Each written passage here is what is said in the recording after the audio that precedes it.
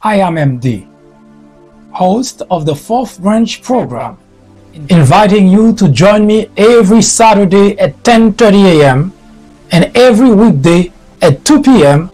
for discussions of social-political issues and to dissect the meaning and the importance of current events, as well as to understand topics of legislations. The Fourth Branch Project is not associated with any political party, and we at the Fourth Branch do not have any political agenda or aspiration. Our ultimate objective is to work towards achieving a more perfect union by removing ignorance, the biggest obstacle to our democracy. Join me on our next social media broadcast.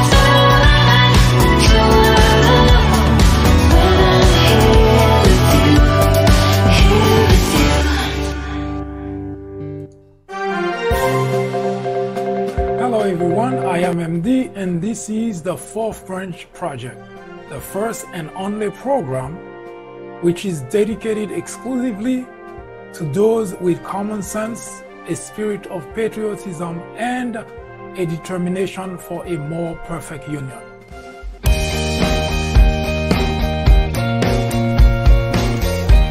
Welcome to the Fourth Branch Program.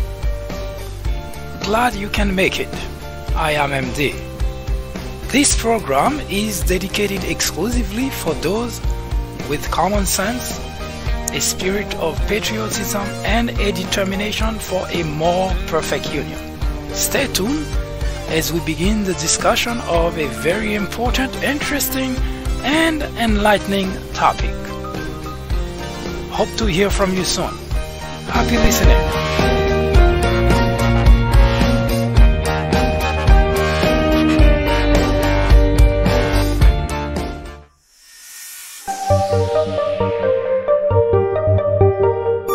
Hello everyone, I am MD and this is the Fourth Branch Program. Welcome. Starting today, I decided to talk about a very unique ability I have.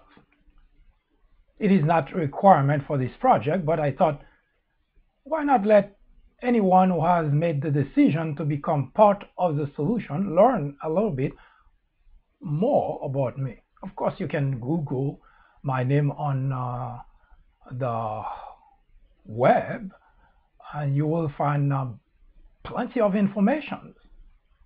But there are some aspects of my life that you cannot find on the web.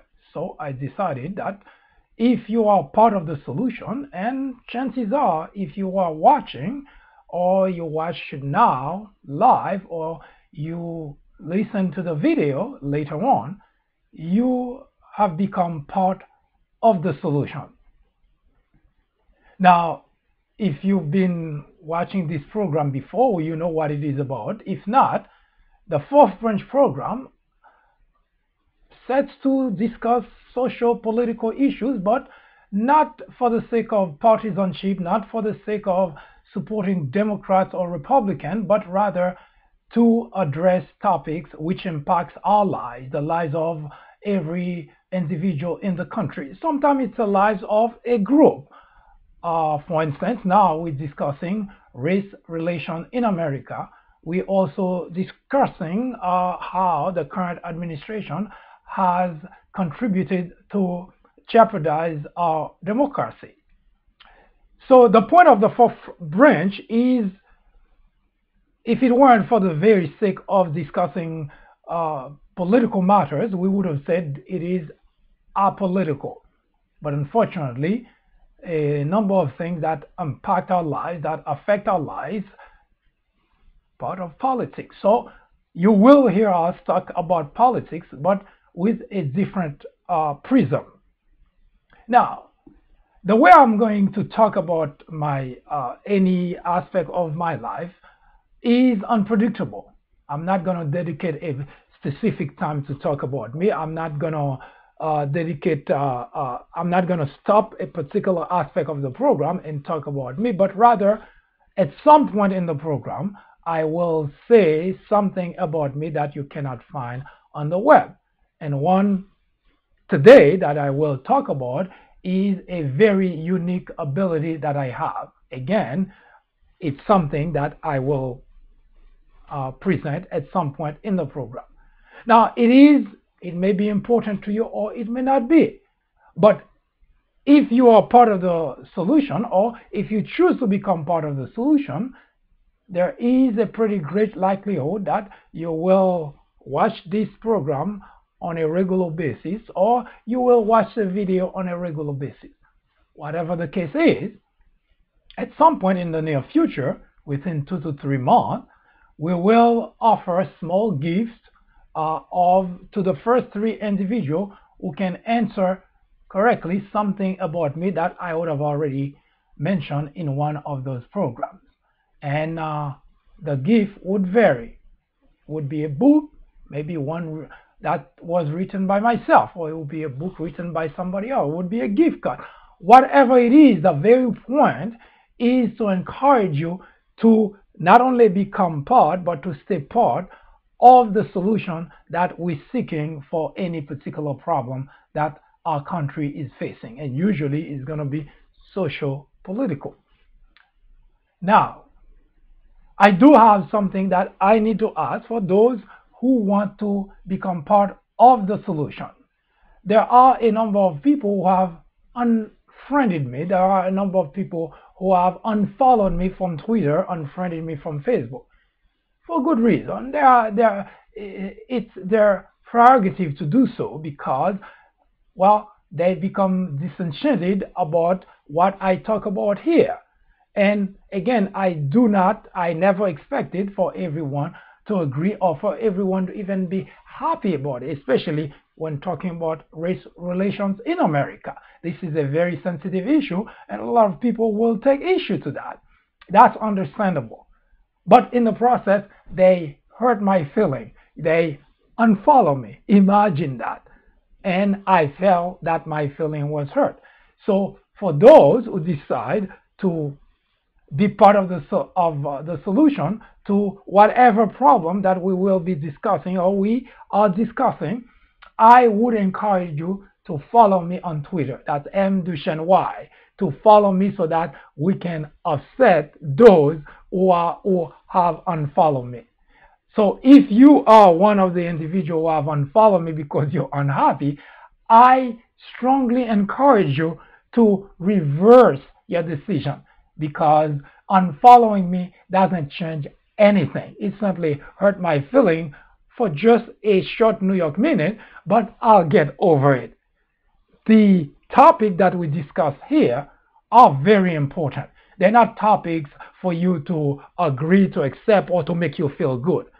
Make feel good, you already have plenty of places that can provide that. If you tune into Fox, they will talk about a lot of things that would make you feel good. But that doesn't change, that doesn't improve our way of life, that doesn't change the way that the country is supposed to be moving forward. And the very purpose of the fourth branch is not a feel-good project.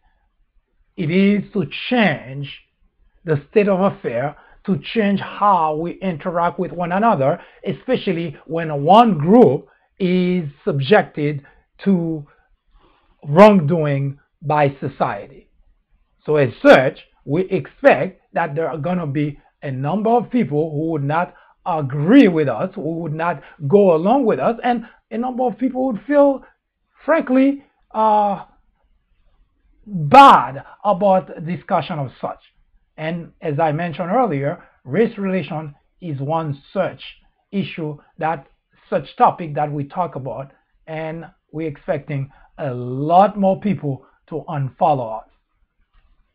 In the meantime, I hope for those of you who want to help remedy the situation, for those of you who want to learn about the predicament, why we are where we at in terms of race relation in America, I strongly suggest, I strongly urge you to go and follow me on Twitter. In fact, there is a benefit to doing so, because it will allow you to receive invites, update every so often. And if there is any change to this program, you will be the first to know about it too. So I'll be right back to continue the conversation about race relation in America. Hi, I am MD, host of the Fourth Branch program. War on Blacks is a new topic added to the Fourth Branch programming in order to discuss the intricacies, the complexities of race relations in America. The goal is threefold. 1. To bring attention to the various forms of prejudice, discriminations, and racism in the country. 2. To expose the undeniable presence of such in every aspect of life and every corner of our society. 3. To extricate us all from the ignorance, the indifference, or the complicity. The ultimate objective is to make the discussions of those issues, racism, prejudice, discrimination, a normal part of our lives. Then, and only then, will we, as a society, be able to eradicate the problem. Martin Luther King Jr. said, "Nothing in all the world is more dangerous than sincere ignorance and conscientious stupidity." Abraham Joshua Heschel exclaimed, "Racism is man's gravest threat to man, the maximum of hatred for the minimum of reason." Join me in the journey to restore equality. Or would you please get out of the way? Thank you.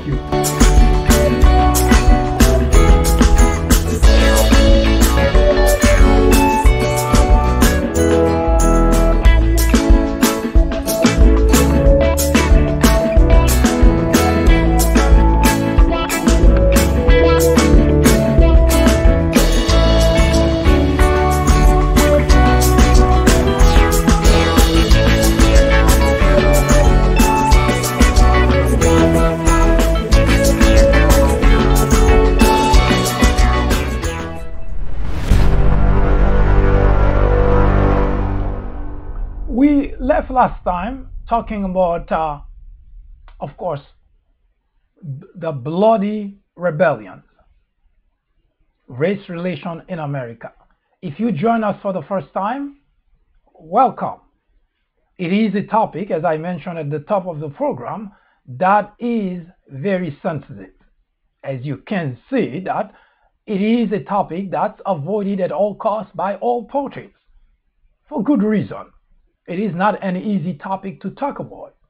But the problem of not talking about it, we've seen it because, well, for centuries now, even over a century since slavery ended, we still have the same problem that we had during slavery and even a few decades beyond slavery. The question is, why? Now, the answer is very simple. It is a sensitive topic, and both blacks and whites avoid to talk about it because, well, it is not easy to talk about.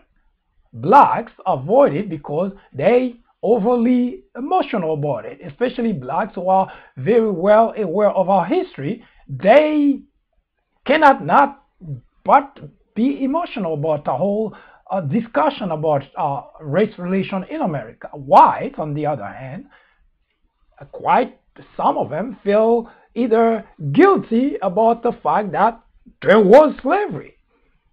They feel guilty, and some of them even feel very defensive about the fact that they are still looked at as the party that put blacks in that predicament. As such, both sides stay in their respective corners, and they don't talk about it until something bad, something tragic happened. In the past couple of years, in the past few years actually, more than a couple now, the only time you hear a conversation about the race problem in America is after a police officer execute a black man, unarmed black man on the street, and you will have protests on the street, and you will have a number of expert on TV and telling you what ought to be done, how important it is for a conversation between about race relation in America. And within a couple of days following that tragedy, all conversation over until the next tragedy. This is the purpose of the fourth branch, to prevent this type of situation from continuing from becoming a permanent aspect of our lives. Now, war on blacks, for those of you who have joined for the first time, that banner was not picked for sensation. The war on blacks was picked, that banner was picked in order to point to the fact that, well, as you know, when there is war, there is casualties. War on blacks is a way to point to the fact that there have been many casualties on the black side. Now, the casualties are not always physical, but there are physical casualties, emotional casualties, psychological casualties, financial casualties. Now, again, if you join for the first time, let me set the stage for you. We started this program with the acknowledgement that there are two very large groups of whites in the country. Millions of whites who are racist and who discriminate, and millions of whites who are not racist who do not discriminate. And this is not something that just happened yesterday. It has always been that way in the country. Even during slavery, as I mentioned many times, that there were always two very distinct groups of whites in the country. There were those who were completely against slavery, and of course, there were those who actually loved slavery because they had free labor and they could dispose of slaves just like any property. And this is where we are in the discussion of race relation. Now, slavery is no longer, we understand that, but we ought to take a look back to that era, to that period in the history of our country in order to understand why today, in 21st century, racism, discrimination is still rampant. And there is a reason for that. And we have been discussing a few of those elements that contributed to that problem. Now we're going to cross a very important bridge. It is a huge bridge in our history. It is an important bridge, and before we cross that bridge, we ought to take a small pause and recap what we have talked about in terms of events, in terms of circumstances, in terms of all type of the relations between those two groups before we cross the bridge called the Civil War. Now, again, for those of you who have joined for the first time, we did not start out discussing slavery as if we were trying to tackle all the details about slavery, but rather to simply touch on the aspect of slavery important enough for us to understand racism and discrimination today. So we went back just to touch on that. So if you want a course about slavery, you're going to have to either go to school for that or read book or buy books and read in that have great detail about slavery. That wasn't the purpose. That's not the purpose of talking about it, and we have no intention of going through the whole period and discussing all the intricate detail about slavery. We touch enough about aspect of that time which gave us the opportunity to show, at very least, why we are talking today about racism, we're talking today about discrimination, and giving you showing the path, the route that was taken by both sides, by both black and white, in order to get us to where we are today. Now, we also mentioned that we know that both blacks and white, both sides, no one who is alive today was there during slavery. We already acknowledged that because slavery officially ended in 1865, and we doubt very much there is anyone alive today who was there at that time. In other words, blacks and whites both can acknowledge and accept that fact that we not directly related to slavery. However, that does not give a free pass to those who are descendants of slave owners. Because during conversation with a number of individuals about this very topic, they seem to want to wash their hands of that problem. Well, we weren't there during slavery, so we cannot be held responsible for what we're talking about today. Especially, there are a number of individuals who are descendants of slave owners, but they have moved away from the type of sentiment and behavior that slave owners had towards slaves.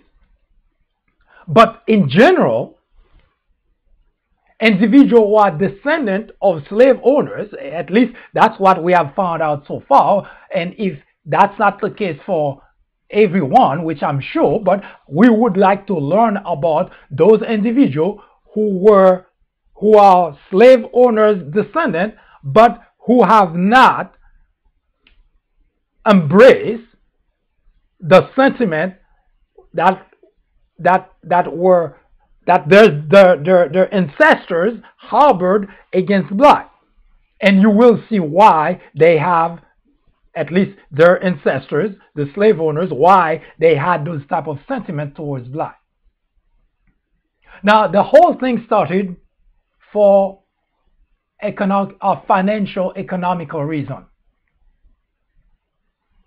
Blacks were very cheap labor at a time that those white individuals in the South, those who had the means to buy slaves for their plantation, they could afford to buy slaves, and it was a one-time purchase.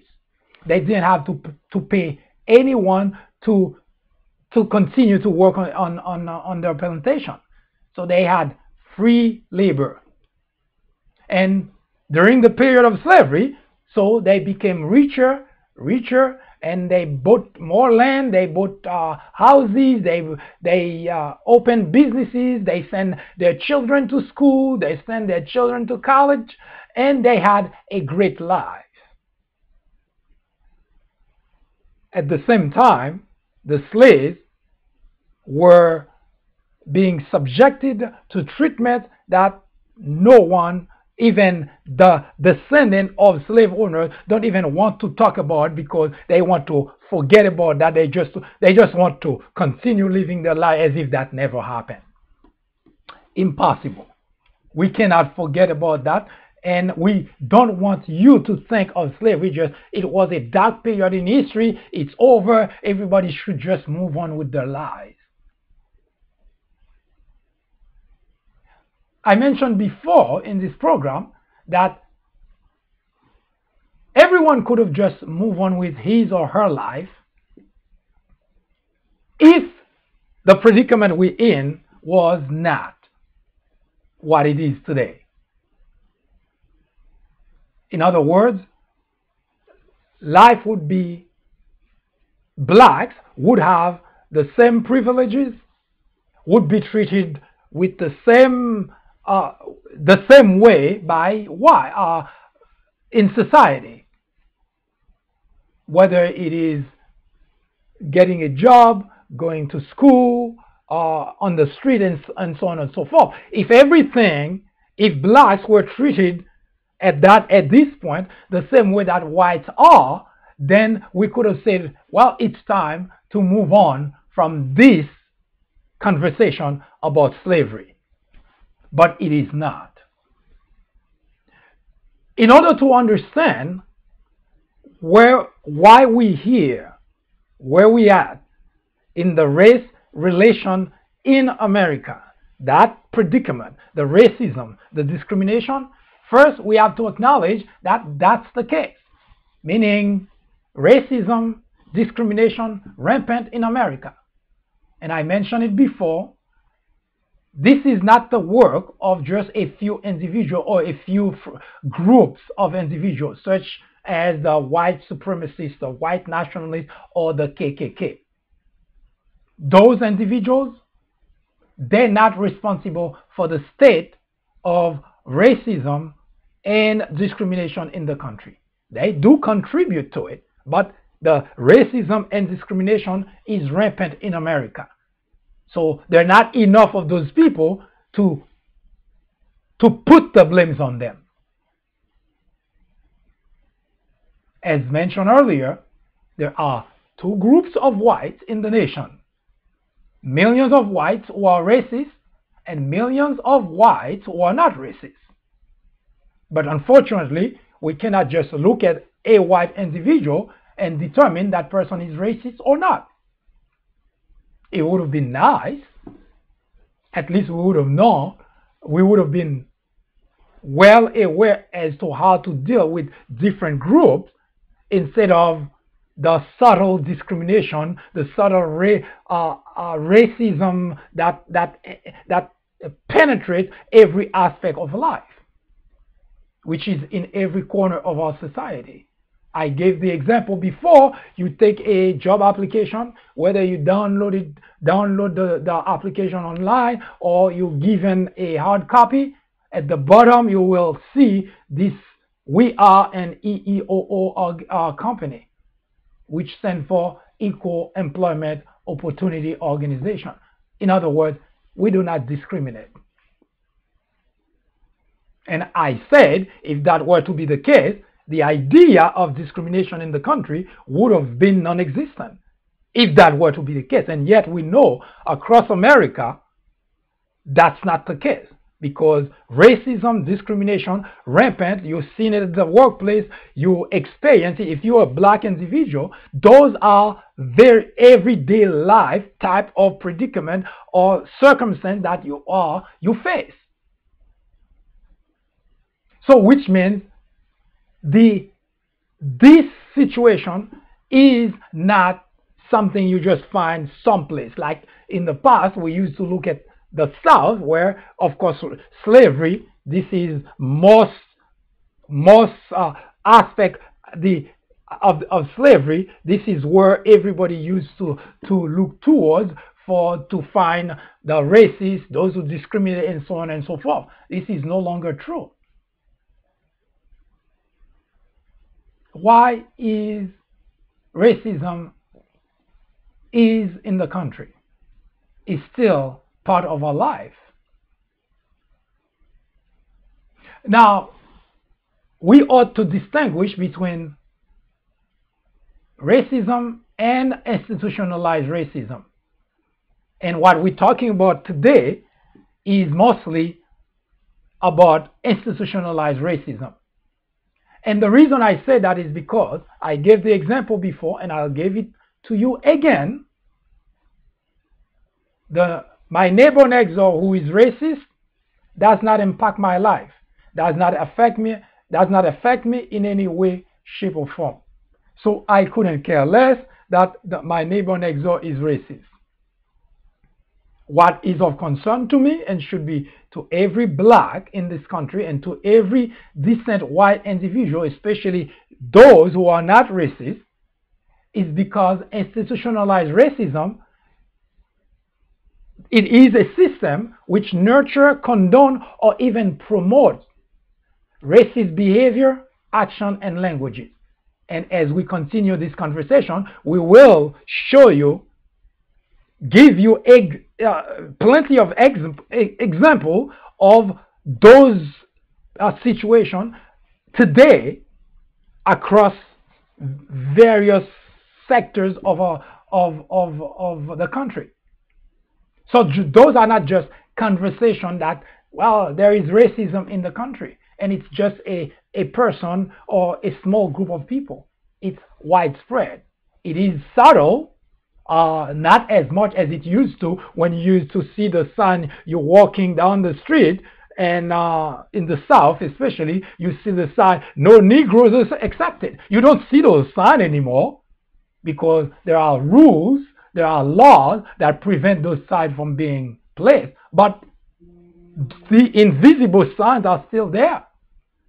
You go walk into a place, you fill out an application, you will never even get called in because the sign was there, you just couldn't see it.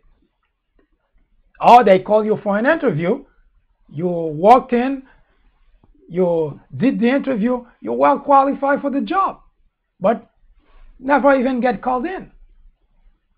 And if you so happen, by the way, this is a part of my past life, when you call in to find out, hey, do I get the job? They tell you that you were overqualified. That's another way to say, no, we cannot give you the job, but this job is beneath you. That's when they became better at not just telling you that you weren't qualified, because it's kind of hard to tell someone you're not qualified when not only you have the experience, but you have the education. So it becomes so blatant that it was racism. So now they take a different approach by saying you're overqualified. We will get to all that. But now, in order to understand, before we cross that bridge called Civil War, you have to understand a number of things that happened before we got there. Blacks never accepted slavery, contrary to some people that I heard making statements that are completely false, as if blacks, somehow they just sit there and say, oh well.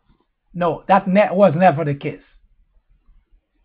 They were fighting against what were the type of treatment they were subjected to from the very time, the first time that whites were chasing blacks in Africa to capture them. They were fighting against that. Here in America, as I mentioned before, the first shipment of blacks in America happened in 1619 in Jamestown, Virginia. Already in 1662, there were already revolt and uprising. Think about that. They don't know the country. They have nowhere to go. They don't know where to go, but they did not accept that. And they were uprising and revolt since the day that they dropped them in America as slaves. As time went by, yeah, there were uprising here and there, disorganized uprising, but most of them were crushed, or I should say all of them were quelled. And later on, there were a few organized escape, but they weren't successful either, obviously, because slaves who wanted to participate in those escape got cold feet, and the whole thing was foiled. Gabriel Prosser was the first well-organized escape slave group to escape slavery. According to historical record, it looks like they had a well-mapped plan to escape to the north. The south was completely booked because there was nowhere in the south that the slave could stay in and live a life of free men. But the north was more or less welcoming to blacks. Now, it's not that there was no slavery in the north, but it wasn't as widespread in the north as it was in the south. So blacks who were trying to escape knew that if they fled to the north, they would most likely become free men. So Gabriel Prosser managed to get a number of slaves with him to say, let's just escape, because they just couldn't take it. Now, what I want you to remember with the next few stories is the fact that all the uprising that occurred between the time that blacks were dropped here in the country as slaves, even up to disorganized revolt and uprising, up to Gabriel Prosser, all those uprisings, the slaves had one simple goal: escape slavery. That was the objective that they had. Nothing else. They didn't have a plan to kill the white slave owners. They didn't have any plan to kill their families. All they wanted was escape slavery. Gabriel Prosser fell because two slaves got cold feet and alerted their master, who alerted authority. Next was Denmark Vesey. Denmark Vesey was also very successfully managed to organize blacks to escape slavery. In fact, by any account, it would have been the largest uprising. He managed to reach 9,000 slaves. Again, slaves who were going to participate in the whole thing got cold feet. A few of them got cold feet, alerted their masters, who alerted authority. Then Mark Vesey and company were captured and executed. Now, as you can see, the opportunity for blacks to escape slavery, there weren't many. In fact, the more that there were uprising, the tighter that white slave owners became in terms of the ways of preventing that from happening. They had more guards, they inflicted more harsher punishment, and they of course get more help from authority to prevent those things from happening. Ironically, the harder the predicament were for blacks, the more frequently they try to escape. So the harsher punishment that white slave owners were inflicting on blacks who were captured, and those were harsh punishment, including execution by hanging, public execution, in order to discourage others. The more frequent those punishments were applied, the more frequent blacks tried to escape.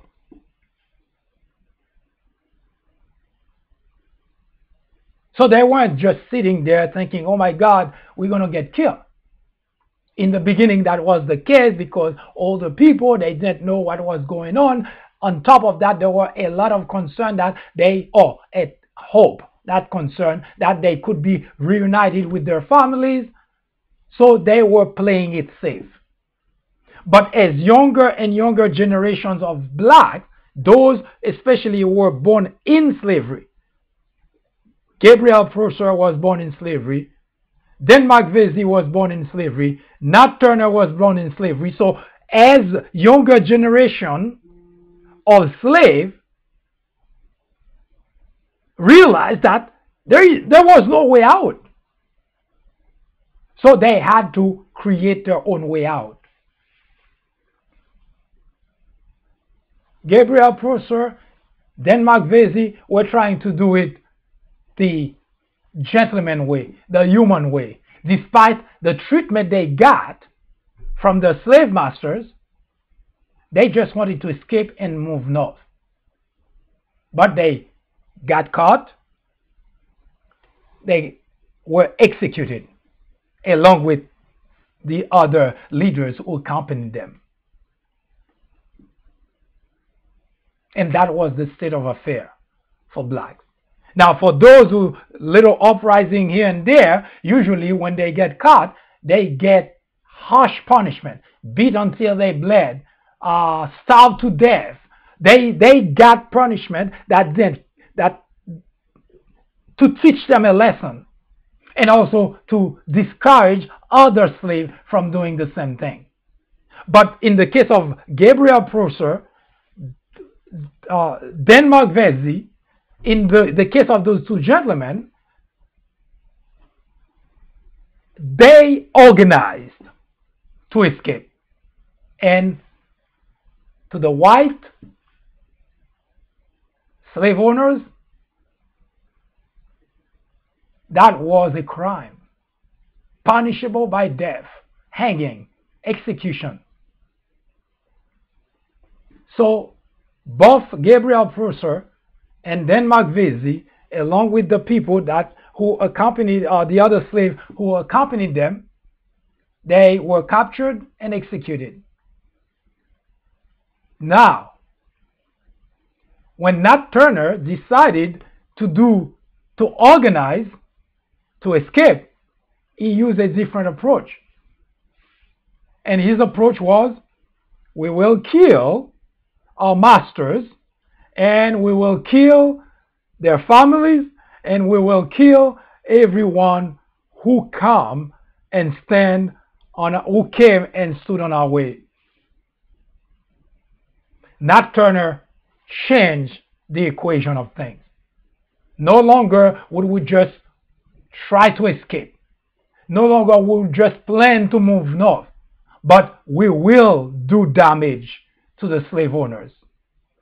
So Nat Turner went and killed his masters with his families, along with all members of his family. And other slaves who were part of that escape did the same thing. But they were sloppy. They left the bodies uncovered, without even they didn't hide the bodies. So they didn't get far. They were caught, executed. Now John Brown, who also lived in that time period, but the difference between the three that I just mentioned to you and John Brown, the three were black slaves. John Brown was white, not a slave. He was simply one of the white individuals who were disgusted by slavery, who opposed slavery, and who put his life and the lives of his family on the line to end slavery. And he tried. He didn't succeed. He fell, but in the process, he managed to kill a few white slave owners, and he managed to kill a few pro-slavery individuals. Now, the white slave owners reacted to Nat Turner's strategy. And the way that they reacted is going to dictate the state of affair in terms of relationship between blacks and white. Now, don't get me wrong, Nat Turner did not by himself change the hearts of white slave owners, but his strategy started the process. Now you're going to see that the Civil War is what's going to cement the whole aspect of race relations between blacks and whites in America. Nat Turner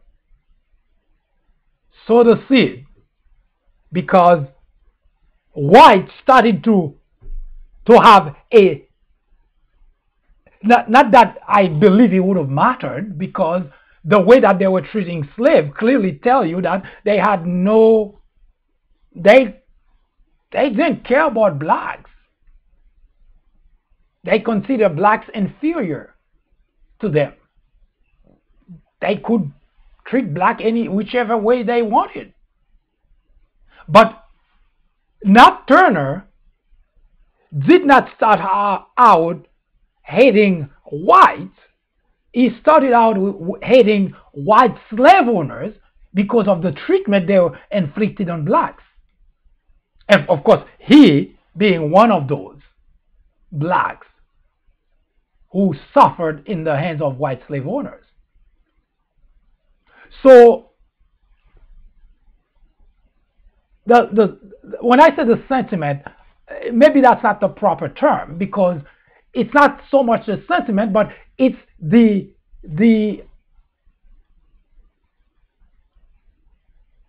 I guess the conversation, the way that white would from that point forward refer to black. The seed of that type of behavior would begin with Nat Turner because of the way that he approached the whole strategy of escaping slavery. We are not just going to try to escape, and when we get caught, we got executed, we got hung publicly, we got humiliated. We're going to kill along the way, and if we get caught, then we know we've done damage. That was Nat Turner's strategy to escaping slavery. Nat Turner did have a really great plan. And the plan sounds almost like a military plan of attack. Nat Turner had no military training. His plan is more instinctive in terms of how to get further to the next level into the next area. The way that the plan was made is to have something similar to what you see that armed forces do. They have watch out group to go and survey the area and make sure that they know they spend time watching movement, watching behavior, and making certain that there is a specific time during the day or at night that the whole group can move from one point to the next. He had a serious plan. But why they were not Nat Turner was not successful is because they also acted on emotion, because they went and killed the slave owners, their masters and families, but they didn't take the time to hide their bodies. And that was a flaw in the plan. Actually, it wasn't part of the plan. It was on the spur of the moment that they decided that they're not going to just walk away and do nothing. But they didn't think it through, because had they thought it through, they could have been very far in their plan, or they could have even escaped the South. Unfortunately, that's not what happened. Now, John Brown, of course, as I mentioned, a white man who also was disgusted by slavery, tried to put an end to slavery. He put everything on the line, his life and the lives of 5 of his sons. 4 of them end up losing their life, including John Brown, when he tried to end slavery. He started in He tried, at the very least, to start in Virginia, where the whole thing started. But unfortunately, contrary to Gabriel Prosser, Denmark Vesey, Nat Turner, and contrary to those individuals, they were confronted first by white slave owners and later on by authority. But John Brown didn't have the opportunity at all to be confronted by white slave owners in Maryland, Harper's Ferry, Maryland. He was confronted head-on by armed forces. Surrounded, he only had 22 people who didn't have any military training. So he was confronted by armed personnel, and he was quickly overpowered. He lost 3 of his sons there. He was injured, and they captured the rest, and those who weren't killed, of course, they were executed. Now, that happened in 1859, just 2 years before the Civil War. Just 2 years. But, as mentioned before, John Brown just couldn't wait any longer to put an end to slavery. So, from Nat Turner and John Brown, the rebellion were bloody. No longer were the slaves just trying to escape slavery and move to north. They made certain that they inflicted damages to whites, not just damages to the plantation, but damages to the white slave owners and their families. It was bloody. There was panic in the South. White, suddenly they started to panic. They became so afraid of what could happen to the next person and the next person and the next person that they start sleeping with one eye open, a rifle next to them. Any noise that they hear, the first thing that they pick up is the rifle. Yes, they started to understand that what they were doing now was coming back to them. Slave started to say, no longer would we just try to escape, and then for you to hunt us down, capture us, and execute us. No longer was that the plan. Slaves started to kill white slave owners. So white slave owners were in panic mode.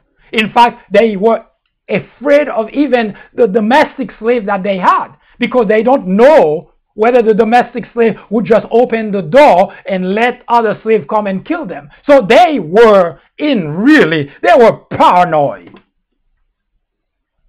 Panic in the South. Isn't that something? And that's when white slave owners now start the conversation among their communities, among themselves. They start labeling blacks. They are savage. They are criminal. They are violent.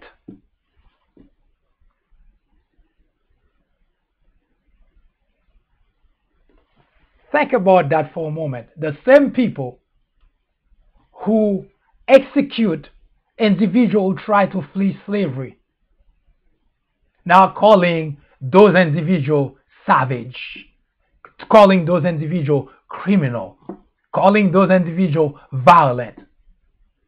I guess they never look in the mirror. Those are your ancestors who inflicted those type of treatment on blacks, but passed down to you the information to tell you that blacks violent, criminal. Pass it to the next generation, the next generation, the next generation, and it gets to you, and you grow up with, oh, blacks are criminal and violent. They didn't just pass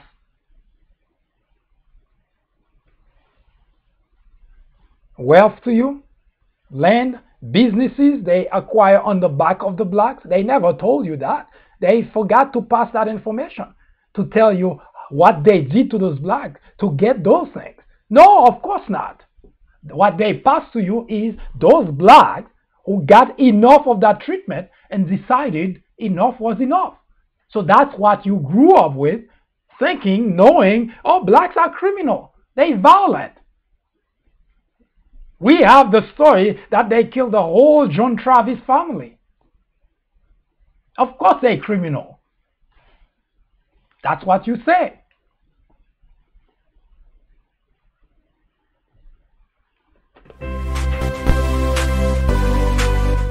I am MD, host of the Fourth Branch program, inviting you to join me every Saturday at 10:30 a.m.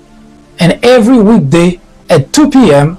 for discussions of social political issues and to dissect the meaning and the importance of current events, as well as to understand topics of legislations.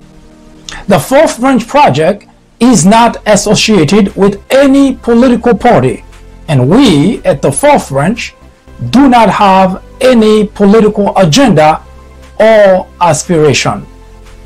Our ultimate objective is to work towards achieving a more perfect union by removing ignorance, the biggest obstacle to our democracy. Join me on our next social media broadcast.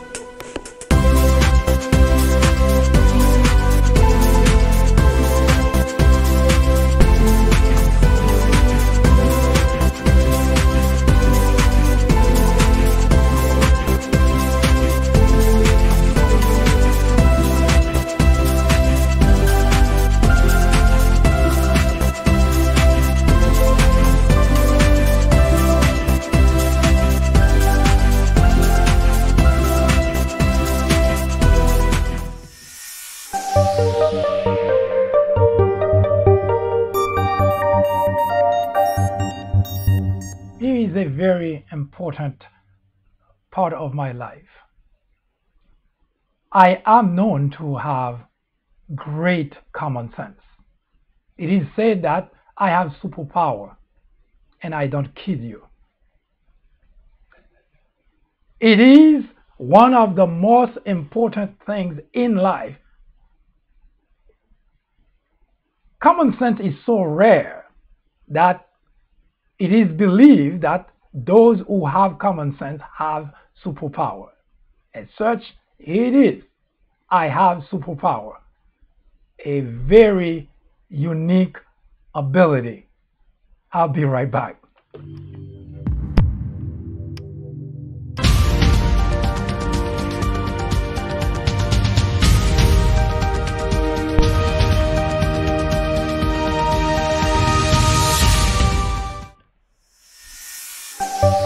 Well,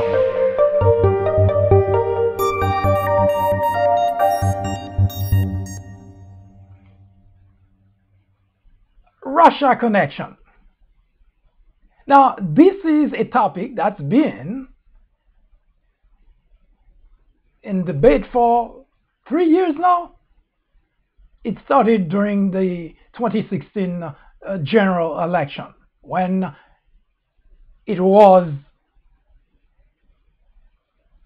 it became obvious that the Trump administration seemed to have some sort of loose relationship with foreign entity. At that time, the foreign entity was WikiLeaks. We did not know anything about Russia at the time. Well, at least not the general public. WikiLeaks was the front. Or we didn't know either that WikiLeaks was a front for Russia. But regardless, that's irrelevant as to whether it was WikiLeaks or Russia, or WikiLeaks a front for Russia, or Russia, whichever it is, those two groups, WikiLeaks and Russia, they are foreign entities, individual and state. As such, our government, before Donald Trump, always take a lot of precaution to make certain that we do not have any meddling or any interference in our internal affairs. For good reason. Our system of government, our system of democracy cannot survive if we have other foreign actors influencing what we do here. Case in point, today, the Mueller's investigation is trying to find out how much influence was exercised by Russia in the 2016 presidential election. Now, think about that for a moment. Now, for individuals who are Trump supporters, now, notwithstanding the fact that a number of them were,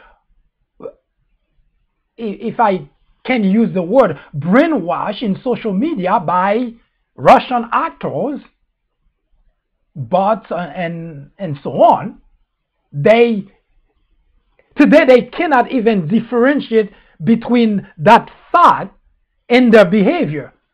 A conversation that I had with a couple of those individuals led me to believe that we have a more serious problem than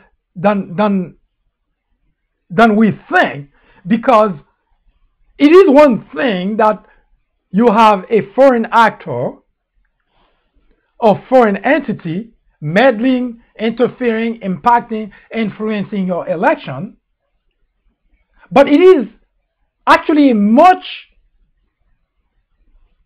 it is a bigger problem when the influence in question impacts the minds of individuals.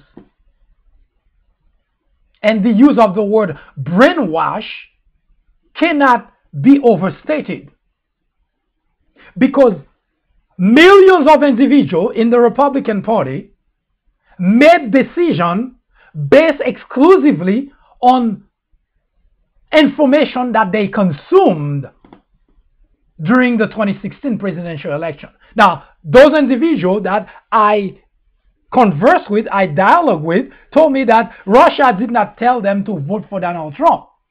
Of course, Russia did not say that. Russia did not instruct you to vote for Donald Trump. But the information that they put out there, that those individuals, along with millions of others, consume to make their decision to vote for Donald Trump. There is a direct relation between that overwhelming bombardment of information during the 2016, which were against Hillary Clinton, which disparaged Hillary Clinton in favor of Donald Trump. Now, people can come and say, yes, Russia did not tell me to vote for Donald Trump. It would be too blatant, wouldn't it? But that's when I realized that the problem that we have today, the problem our democracy has today, is a problem that's gonna probably become even worse, because individuals who believe that they made decision and that was their decision, when in fact they did not acknowledge and they did not accept the fact that they were consumers of those false information, of those propagandas, and that shaped their mind to make decisions, then they continue to believe that their decision was personal. Our democracy is in serious jeopardy, because we're not talking about if we stop Russia and if we prevent Russia or WikiLeaks or whatever other actors to meddle in our internal affairs, then the problem is over. No, it's not. Because think of it as the enemy within. Because we already have millions of individuals, and mind you that among those individuals, we have plenty of Russian actors here in our country continuing the job. That notwithstanding, individuals who were brainwashed, now who believe they made their own decision, we have a problem. Ignorance is the bigger threat to any democracy. John F. Kennedy was like a prophet. He didn't know, he couldn't possibly predict it this time we hear. But he said that the ignorance of one voter in a democracy impairs the security of us all. That is very, very precise. That is deep. The ignorance of one voter in a democracy impairs the security of us all.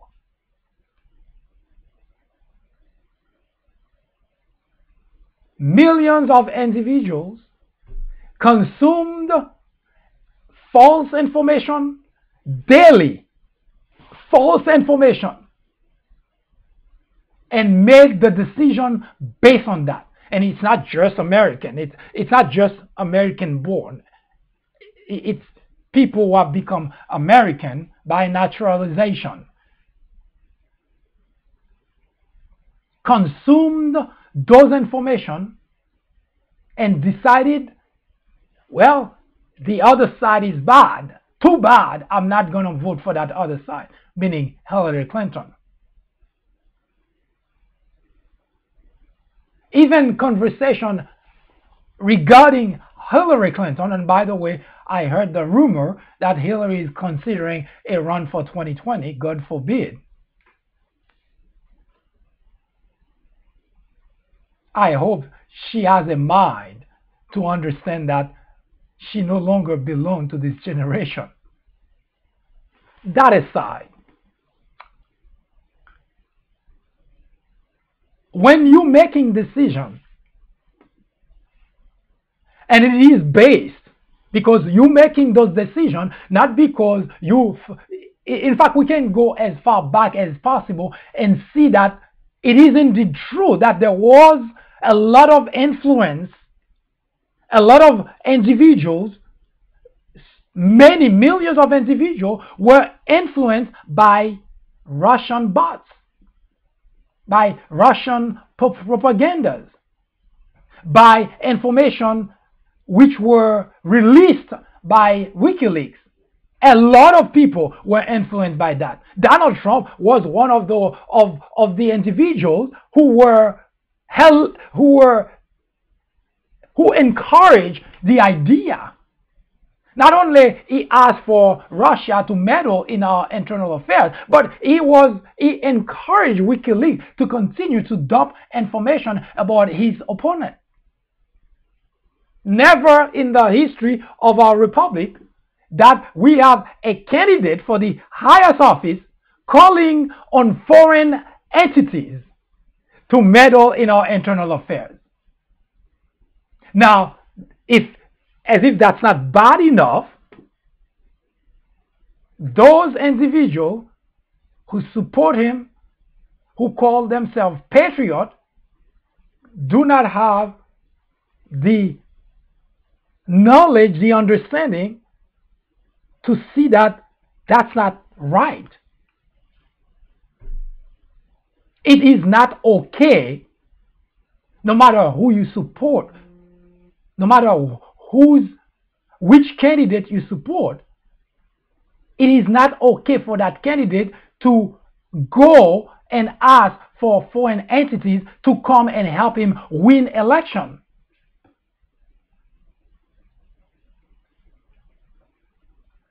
But the problem does not end with the constituent.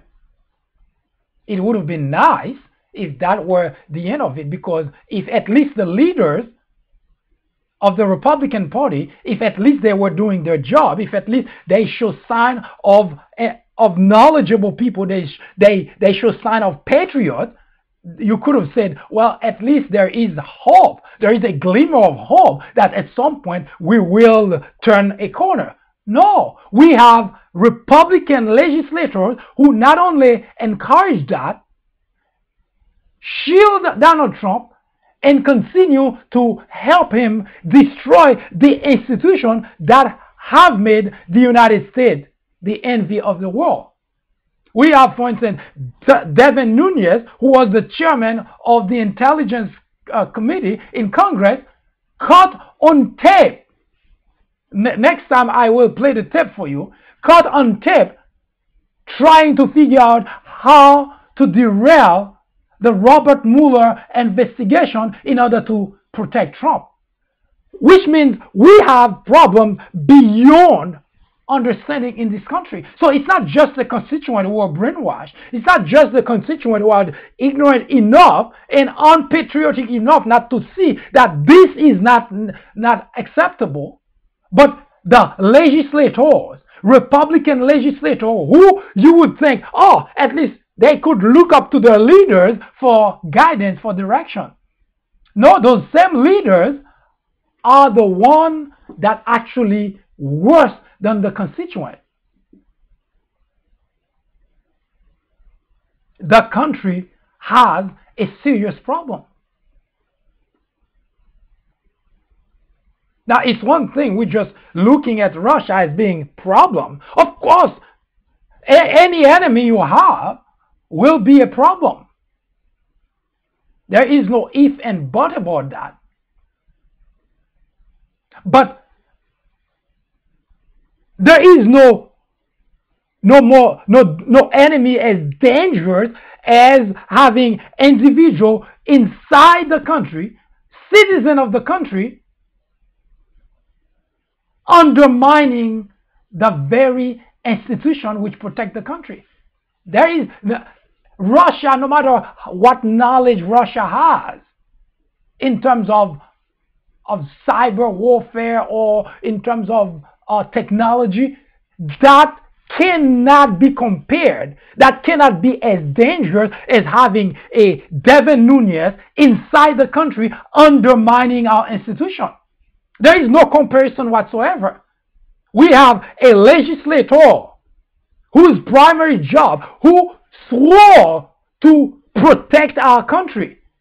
That individual is undermining our institution. Forget about Russia. Russia cannot do damage to us.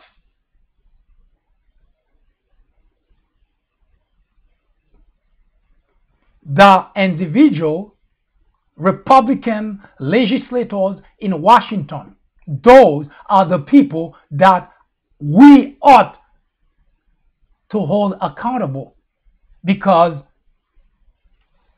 we can always block Russia. We have the knowledge.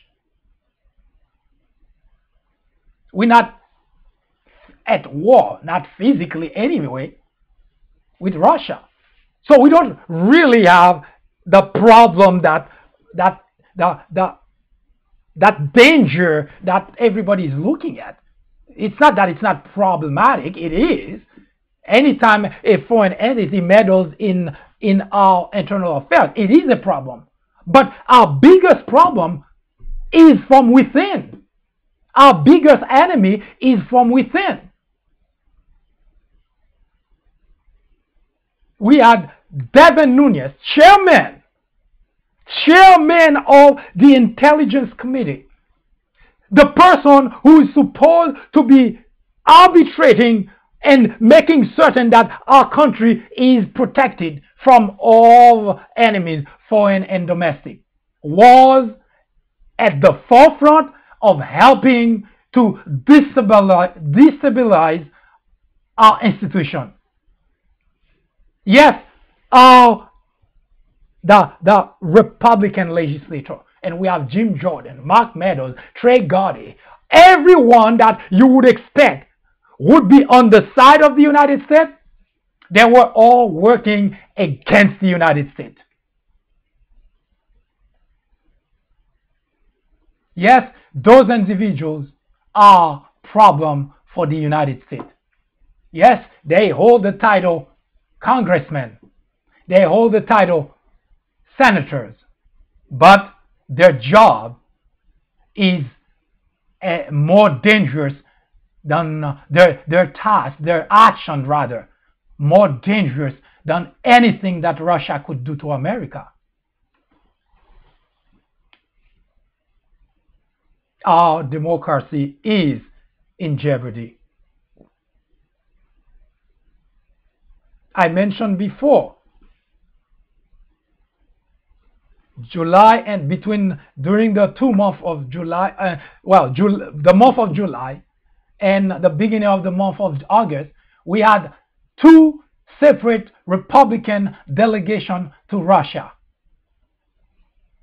not including the Helsinki conference between Donald Trump and Vladimir Putin. 2 Republican delegations. As of today, we have no idea what they went to Russia for. The only thing that they say, to establish good rapport. This is the report.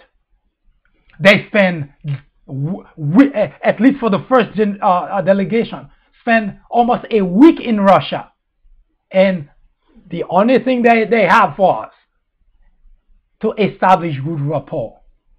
So for the whole week, that's all they were doing, but there is no detail behind it. Yes, Republicans have been helping destroy the United States of America. And it is not a statement, it is a fact. Watch their action, what they've been doing. They are the problem that the country is confronting today. If we want a country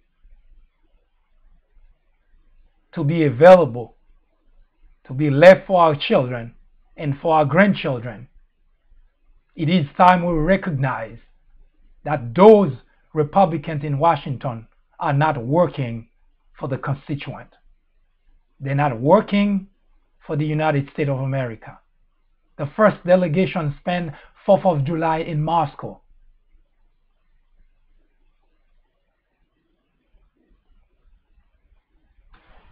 Establishing rapport between the two countries.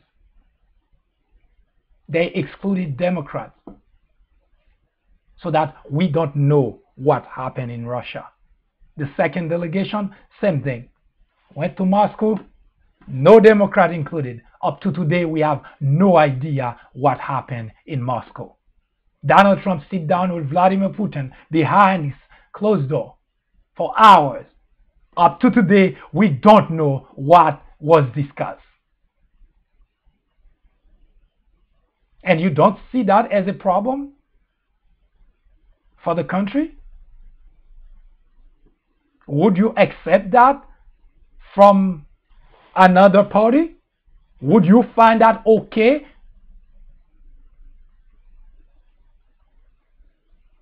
Of course not.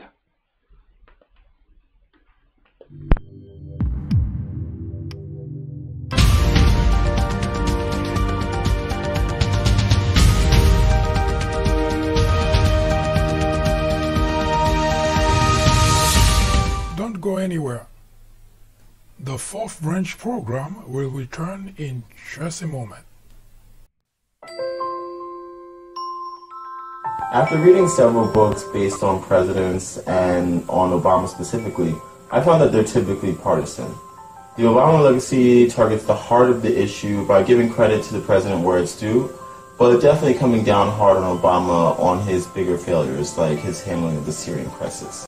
If you are in college, going to college, you are an educator, a faculty member, or someone with interest in government or politics, The Obama Legacy is definitely a book to read. My professor recommended The Obama Legacy. A friend actually recommended The Obama Legacy. I would highly recommend this book for anyone, whether for academic use or leisure reading. I would recommend this book to anyone out there searching for an impartial and unbiased look into Barack Obama's tenure as president. I would definitely recommend this book as a good read for both liberals and conservatives.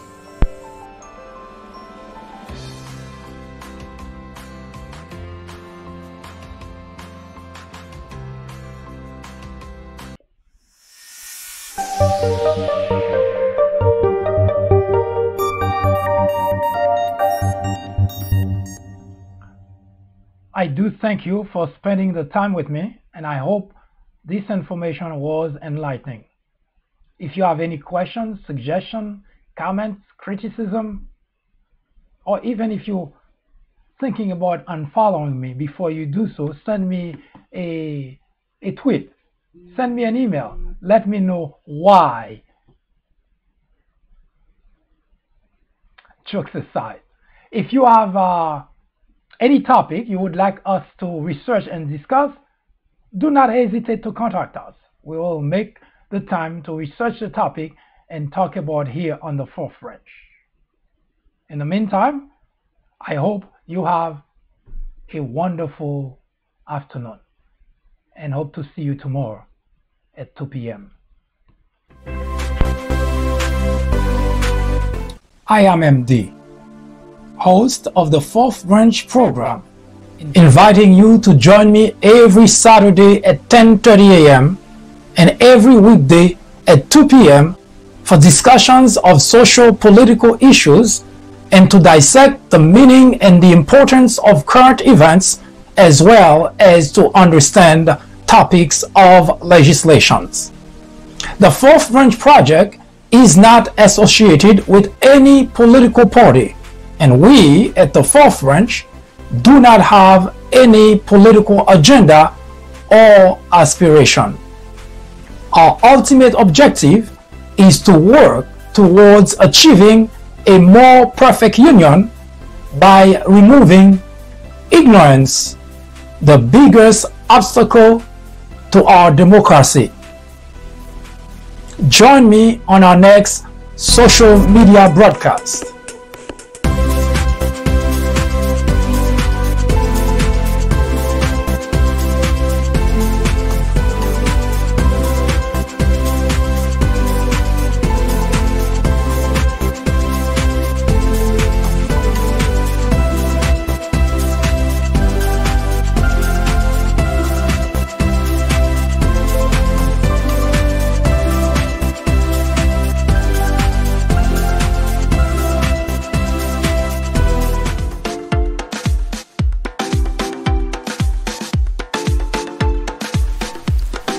The Fourth Branch podcast is brought to you in collaboration with the People Branch publication, which can be found on the People Branch website, located at peoplebranch.org. That's peoplebranch.org. That's peoplebranch.org website, in which you will find a number of very interesting articles.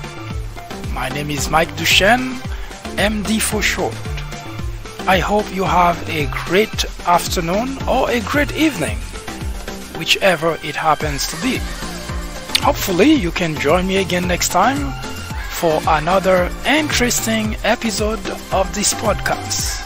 That was the Fourth Branch, live from New York. Good day.